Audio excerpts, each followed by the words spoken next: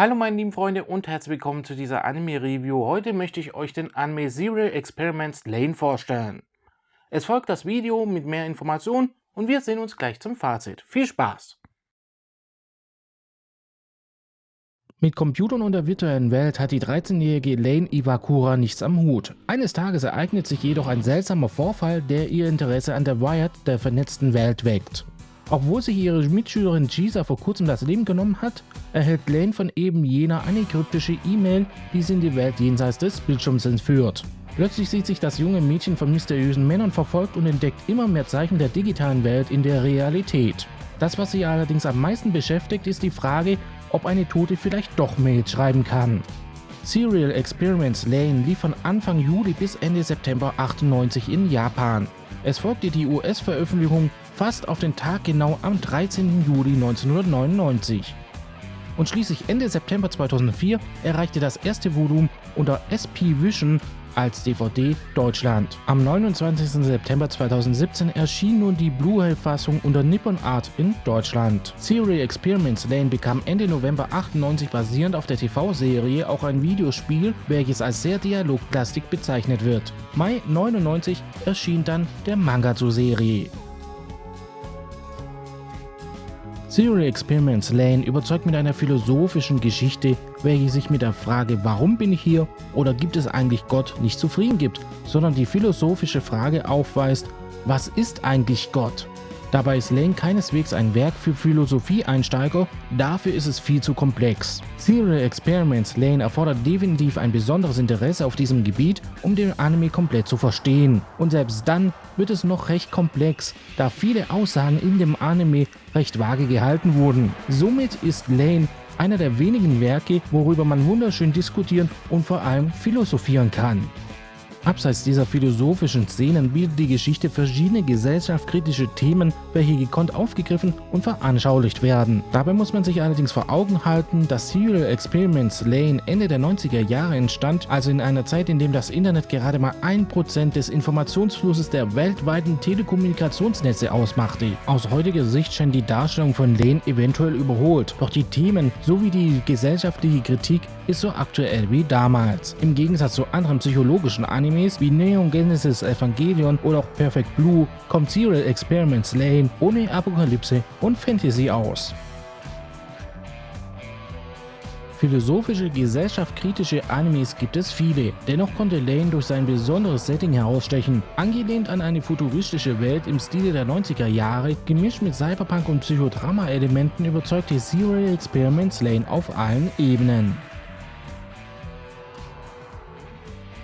Neben der eigentlichen Geschichte sind die Charaktere wohl das Schwerste zu verstehen. Ich korrigiere mich, der Charakter, denn einzig Lain steht hier im Fokus. Die restlichen Charaktere werden weder beleuchtet noch großartig vorgestellt. Sie sind einfach da und begleiten Lain in ihrem 23 Episoden langen Abenteuer. Aber zurück zum Thema. Lain Iwakura, die 13-jährige Hauptprotagonistin, ist im Grunde ein schüchternes Mädchen mit wenig Freunden. Mit Technik, insbesondere Computern, hat sie nicht viel am Hut. Doch eines Tages keimt das Interesse doch auf. Schon kurz nach dem Einrichten ihres Computers erhält sie eine E-Mail. Und diese hat es in sich. Sie ist nämlich von der verstorbenen Klassenkameradin von ihr. Ab hier verändert sich ihr Charakter von Episode zu Episode immer ganz kleine Stückchenweise, dass man es kaum wahrnimmt, doch am Ende ist sie ein vollkommener anderer Mensch. Aus dem schüchternen Mädchen wird ein nahezu von Technik besessenes Mädchen, welches seine Freunde vernachlässigt und zu großen Teilen nur noch im Netz, dem sogenannten Wired, lebt. Dabei bleibt offen, ob die anfängliche schüchterne Lain wirklich existierte. Immerhin existierte auch eine Lain im Wired. Ich hätte mir gewünscht, dass Lain, aber insbesondere die Nebencharaktere mehr Tiefgang bekommen hätten. Gerade die Nebencharaktere wirken recht flach. Die sind einfach da und unterhalten den Zuschauer, indem er die Gespräche mit Lain führt. Mehr ist aber da nicht. Wir erfahren nicht Hintergründe, wir erfahren nichts weiter. Der Charakter ist einfach da und fertig.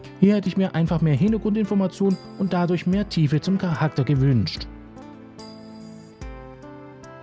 Serial Experiments Lain überzeugt durch einen ungewöhnlichen Animationsstil. Dabei sind die meisten Szenen detailarm gestaltet. Doch dies wird durch die entsprechenden Kontraste, Schatten und einige Farben entsprechend wieder gut gemacht. Dabei ist dies kein Zufall oder irgendeine Spielerei des Studios Stranger Staff, sondern eine Annäherung an den Impressionismus. Die Dinge um uns herum sind nicht direkt in ihrem Wesen erkennbar. Alles ist nur eine Illusion unserer Sinne. Ändern wir unsere Perspektive, könnte die Welt um uns herum komplett anders aussehen. So ist zum Beispiel auch die Szene, wenn Lane aus ihrer Wohnung herauskommt, zu betrachten. Wir sehen keine Tür, keine Fenster, keine Treppen, allein die Schatten geben an, wo etwas ist. Und würden wir unseren Blickwinkel nun eben ändern, so würden wir höchstwahrscheinlich eben jene Tür, jenes Fenster und die Treppen genauer sehen. Dieser Ausdruck wurde perfekt umgesetzt und durch Szenen mit stellenweise detailreichen Darstellungen ergänzt. Ich denke hier zum Beispiel an Lanes Zimmer selbst sowie ihre Schule.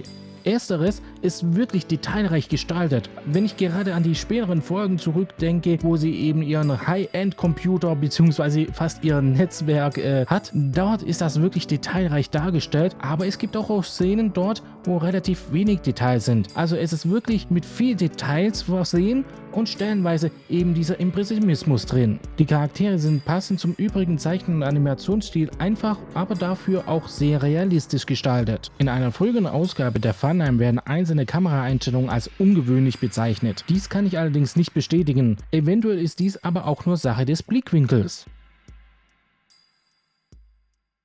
Musikalisch ist Lane ein Werk, das durchweg überzeugte. Nicht nur das Opening und das Ending waren perfekt mit der Animation im Einklang, auch der Soundtrack von Nakaido Reichi und Tatsunoki überzeugten. Innerhalb des Animes unterstützte der Soundtrack die Atmosphäre gekonnt, wodurch diese den Zuschauer in ihren Bann ziehen konnte. Dass dies sich nicht geändert hat, zeigte der heute fast 67-Jährige zuletzt bei Hashir Zero 5 Collection Volume 1 aus dem Jahr 2015, in dem der Soundtrack zu Lane zusammen mit dem Soundtracks zu Final Fantasy 3 sowie 4, Dragon Ball Z und Parasite Eve und vielen weiteren zu hören war.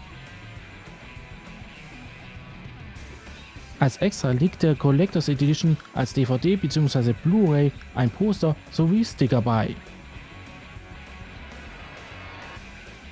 Die deutsche Synchronisation rund um Manja Döring als Lane Iwakura in der Hauptrolle überzeugte, wenngleich die allgemeine Synchronisation stellenweise leider nicht mehr dem heutigen Standard entsprechen würde. Dennoch schaffte es Frau Döring, die schüchterne, später stellenweise kalte Lane gekonnt in Szene zu setzen. Sonja Spul, welche Alice Mizuki sprach, sowie Detlef Borgwald überzeugten ebenfalls. Aber auch Till Hagen, welcher Masami Eri seine Stimme lieh, war wie geschaffen für diese Rolle, wenngleich die zuletzt genannten Rollen eher kleinere Sprecherrollen besaßen. Bei dem ganzen Lob muss ich allerdings auch sagen, dass gewiss hier noch viel Luft nach oben gewesen wäre. Trotz der guten Synchronisation gibt es etwas zu bemängeln. Stellenweise waren Ton und Animation nicht sauber abgestimmt und leicht verzögert. Dass es sich hierbei allerdings um ein stilistisches Element handelt, ist nahezu ausgeschlossen. Vielmehr schiebe ich es hier auf die Produktionsjahre des Anime. Zusammengefasst eine gute Synchronisation, welche allerdings noch Luft nach oben gehabt hätte, sowie kleinere Soundeffektfehler, welche allerdings verkraftbar gewesen sind. Wie ist also meine Meinung zu Serious Experiments Lane? Nun, der Anime ist unterhaltsam und bietet eine wirklich gute Geschichte und vor allem die Idee bzw. das Setting ist etwas Besonderes.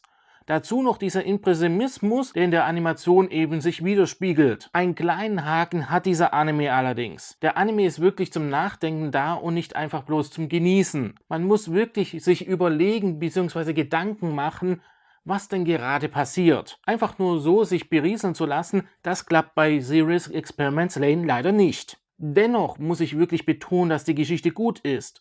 Wer philosophisch veranlagt ist, bzw. eben Interesse an so einem Anime hat oder an philosophischen Themen wie gibt es Gott, was bezeichnet Gott, was macht ein Gott aus und so weiter, der wird definitiv Spaß an Serious Experiments Lane haben. Allen anderen rate ich definitiv von diesem Anime ab. Musikalisch glänzte der Anime auf allen Ebenen. Sowohl das Ending wie auch das Opening oder auch der Soundtrack, alles stimmte und machte den Anime zu etwas Besonderem. Die deutsche Synchronisation, muss ich sagen, hätte noch Luft nach oben gehabt, allerdings muss man betrachten, dass der Anime jetzt schon wieder 13 Jahre alt ist. 2004 kam nämlich die DVD in Deutschland heraus. Wie ist also mein abschließendes Fazit? Serious Experiments Lane ist ein Anime, der zum Nachdenken anregt. Es ist interessant gestaltet und die Animation ist vor allem etwas Besonderes. Musikalisch ist er top unterstützt und die Synchronisation ist auch gut, wenn natürlich Luft nach oben gewesen wäre. Ansonsten kann ich diesem Anime eigentlich nur all jenen empfehlen, die eben bereit sind nachzudenken bzw. für philosophische Themen offen sind. Mit diesen Worten verabschiede ich mich für heute und wünsche euch noch einen schönen Tag, schönen Abend oder schöne Nacht, je nachdem, wann ihr das schaut. Ich bin hier und darum werde ich immer in deiner Nähe sein, überall und für alle Zeit.